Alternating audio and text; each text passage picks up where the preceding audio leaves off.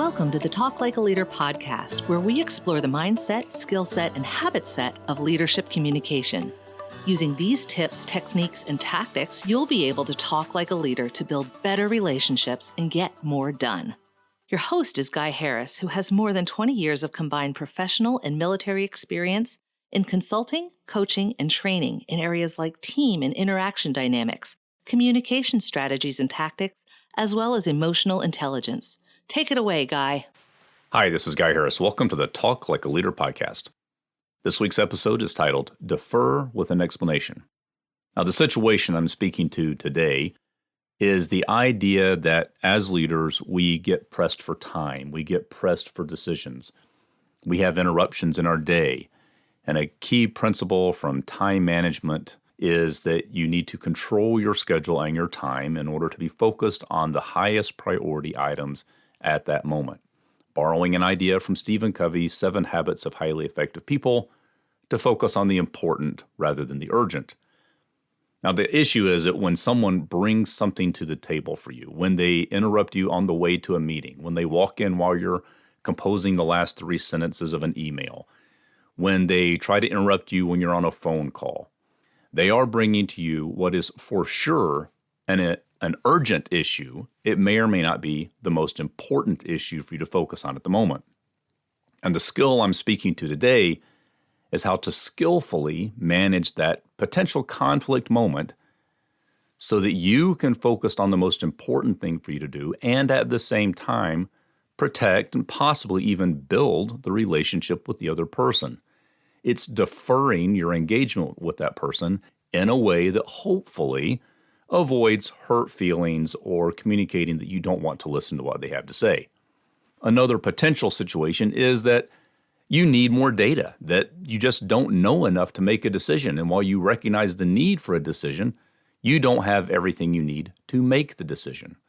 So the two big situations where the concept I'm talking about today would show up are when you get interrupted or sidetracked by some kind of hallway conversation or someone popping their head in your office and trying to draw your attention to a different issue other than the one you're focused on, or you're asked for a decision and you don't feel like you have enough information to decide just yet. Both of those would be the kind of situations that fit in this defer with an explanation idea.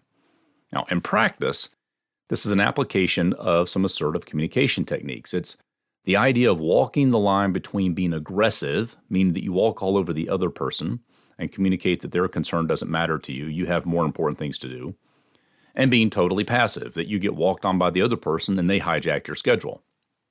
Now, you'll probably notice that many Talk Like a Leader episodes focus more on the not walking on other side of communication because that's a frequent problem in leadership communication. Frankly, when you communicate from a place of, quote, authority, it's very easy to overstep that line between passive and aggressive and slip into more aggressive forms of communication.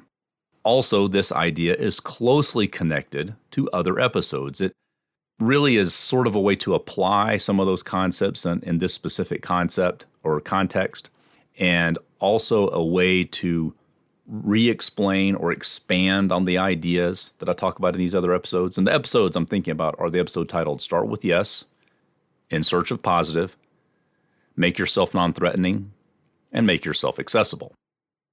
Okay, so what is this strategy? The strategy basically has 4 components. And again, the title of the strategy is called Defer with an Explanation. It has 4 components. They are honor the other person and their perspective or need. So honor the other person or their perspective or need. Explain your constraint or concern. Set a condition or time frame. And then remember to use and rather than but. I did put some time into thinking about could I turn this into some really cool acronym. And today I was unable to come up with that. Maybe one day I will.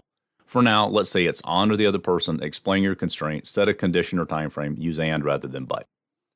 Now let me take each of these 4 components individually. First, honor the other person and their perspective. The key here is you're avoiding phrases like, I don't have time right now, that's not my highest priority, I'm busy at the moment, those kind of things. Those, frankly, drift into aggressive. Instead, I would say to replace those phrases with phrases like, you make a good point. Or, this sounds like it's a really important issue.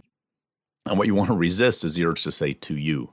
So what I'm saying is, this issue sounds like it's important, rather than this issue sounds like it's important to you. As soon as you add the to you, it probably sounds a bit condescending. Another option or another phrase you could use at this honor the other person stage is, it sounds like you need a quick decision here. Maybe you could say something like, I'd like to give this issue the focus it deserves. And we could go on and on with examples. The idea is to find a way to honor the fact that this issue is important. You may not have decided that it's important to you yet. You do recognize it is important to the other person. So by honoring their perspective, honoring the issue, you're honoring the person rather than dismissing the person. Okay, so honor the person and their perspective. Second idea, explain your constraint or your concern with phrases like this. Again, more options than what I'm going to describe. I'm just going to give you some ideas. So explain your constraint or concern. You could say something like, I'm focused on blank at the moment, or I'll need a few minutes to think about that before I make a decision.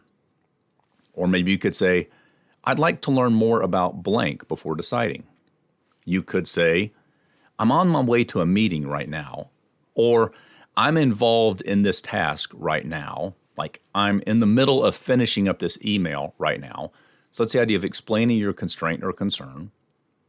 And then the next step is set a condition or time frame. And ideally, if you can, you'd like to do this with their permission. That's not always required. It's a nice thing to do if you could do it that way. So I'll give you some options. Set a condition or time frame, and again, I say preferably with their permission. You can use phrases like, I can consider this more carefully at or after blank time or event. I can consider this more carefully at or after blank. Blank could be time or event. Now, to do that with permission, you would say, can we talk about this more at or after blank time or event? So, can we talk about this more at or after blank?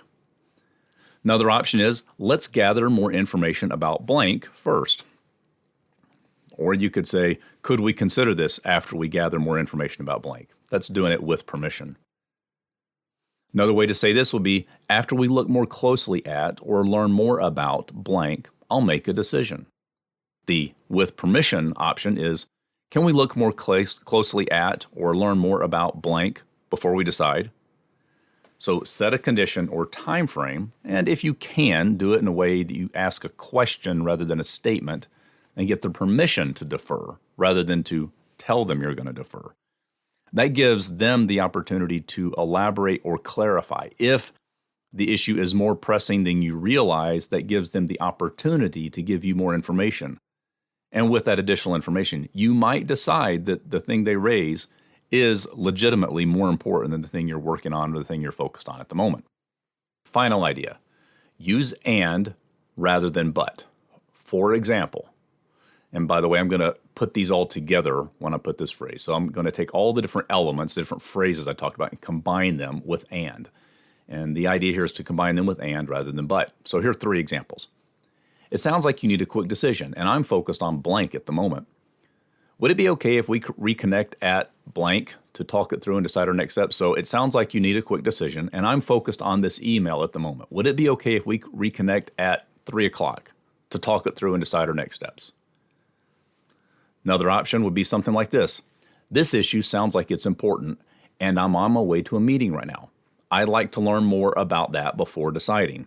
Let's talk at 3 o'clock so I can learn more and offer a better perspective on this. Or let's talk after my meeting so I can learn more and offer a better perspective on this. So this issue sounds like it's important, and I'm on my way to a meeting right now. I'd like to learn more about blank before deciding. Let's talk about it at whatever time or event so I can learn more and offer better perspective on this. And then the third example is, I'd like to give this issue the focus it deserves. And I'm involved in blank right now. So I'd like to give this issue the focus it deserves, and I'm involved in finishing this email right now. Can you give me 15 minutes to finish this up so I can focus properly on this issue? As I offer this, I'll say, like everything in the Talk Like a Leader podcast, every technique or approach I offer, we're talking about a complex thing. It involves human dynamics, human relations, human communication. It's a complex issue, not a simple issue. There's more than one right answer to virtually everything we talk about. So again, as I've said in other episodes, I'm not proposing this is the only tool for your toolbox. I'm saying it's a good tool for your toolbox. And like every other tool, it has its limits. There will be extreme and exigent circumstances that make it imperative that you shift your focus right now, and deferring it is not a good idea. There will be unreasonable people who get irritated no matter how skillfully you execute the combination of word choice, tone, and body language needed to do this technique well. And most of the time, this approach will serve you well in your journey to talk like a leader. So for today, remember this. If you can learn to defer with an explanation, you can talk like a leader. This has been the Talk Like a Leader podcast. You can listen to this show every week wherever you get your podcast. If you haven't, be sure to subscribe so you never miss an episode. I'm Guy Harris, and thanks for listening.